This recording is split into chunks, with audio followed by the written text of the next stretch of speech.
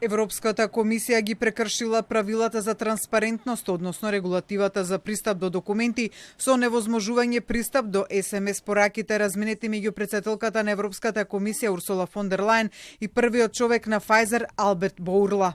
Вака гласи пресудата на Судот на правдата на Европската унија за така наречениот Pfizer Gate, во кој новинарката на New York Times Матина Стеви и самиот весник во 2023-та покренале процес против комисијата за необезбедување пристап до текстуалните пораки разменети меѓу фон дер Лајен и Боурла во 2021 година околу набавката на вакцини против COVID-19 во вредност од 2,4 милиарди евра со можност за дополнителни 900 милиони. Судот притоа во пресудата наведува дека Европската комисија не дала веродостојно објаснување за отфрлање на барањето на новинарката за пристап до пораките.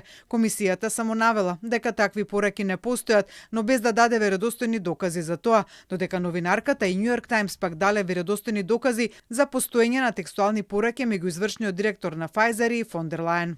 Комисијата не даде веродостојно објаснување за да го оправда непоседувањето на бараните документи. Покрај тоа, комисијата не разјасни доволно дали бараните текстуални пораки биле избришани и доколку е така, дали бришењето било направено намерно или автоматски и дали мобилниот телефон на претседателката бил заменет во меѓувреме. Комисијата исто така не успеа да објасни на веродостоен начин зошто сметала дека текстуалните пораки, разменети во контекст на набавката на вакцини против COVID-19, не содржале важни информации или информации што предвидуваат следење, чие чување мора да биде обезбедено. Европската комисија во соопштението по пресудата наведува дека требало да даде подетални објаснувања за својата одлука дека не ги поседува бараните документи.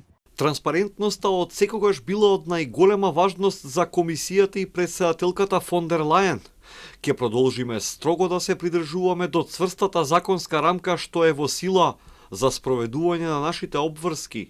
Од комисијата наведува дека сега внимателно ќе ја проучат одлуката на судот и ќе решат за следните чекори. Таа има можност за жалба до Европскиот суд на правдата во рок од 2,5 месеци.